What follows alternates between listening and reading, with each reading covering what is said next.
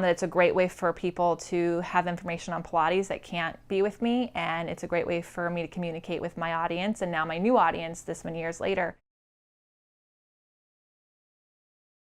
So I started on YouTube for searchability reasons. I wanted to make sure that people could find me and find what I was offering, the type of teacher I am. And it was really unique to me. I was very nervous as someone who doesn't want bad videos to go out and like, oh, that exercise is not perfect. And then the truth is that if I was going to take my own teaching lessons when I teach my clients, there is no perfect in Pilates. We're always just trying. So if I can make sure that when I'm doing my videos, I'm expressing that you try to do this, your goal is to do this, and oh, I banged the spring. Like, it's a very honest way of teaching, and that's what I hope the videos are, and that, you know, I'll still be growing and getting stronger. I have found that it's a great way for people to have information on Pilates that can't be with me, and it's a great way for me to communicate with my audience and now my new audience this many years later. For other teachers, I honestly think you should teach the way you enjoy Pilates, and that is a way that you want people to experience you. I think a lot of people think they have to be like somebody else. There's a lot of famous Pilates instructors on other social channels, and they do, you know, their videos in such a way, but that's their way, you know, and you have to find what way works for you. How do you introduce yourself, and how do you want to teach the exercise? Do you want to show the whole thing? Do you want to talk through it? Do you want to teach somebody the exercise? Figure out the voice you want to have, and then stay true to that voice, because if people don't like it, but it was your voice, it's okay. They just don't like you, and not everyone has to like you.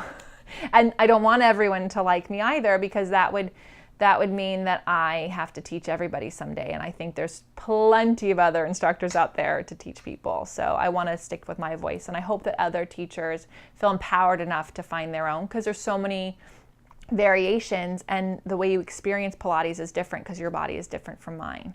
I began vlogging on YouTube mostly because I have a Profitable Pilates website, which is, during my beginnings of becoming a Pilates instructor, I realized I did things a lot differently because I was booking up so quickly. And so here was teachers right next to me who were way better at instructing people and knew the method so much better than me, but weren't converting first-time clients. And I was.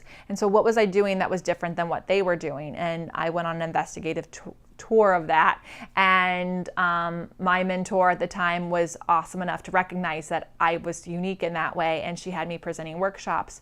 Then when I began running a studio, I started having trouble hiring instructors because I couldn't find instructors that were fully trained that I could hire. And that was a bummer to me, because these people had spent so much money and they couldn't work for me. And I had to turn them away. And so I thought, well, I keep saying the same thing. I'm going to write a book and help people. And so I put the book out there. But just because you write a book and you put it out there doesn't mean people know it exists. And so I started vlogging and then actually putting those up on YouTube so that potential instructors who are searching for business advice can find it. And then they can find those videos that I talk about their different business topics, and hopefully then they'll find my website where I actually have the workshops that go in much deeper, and I do one-on-one coaching.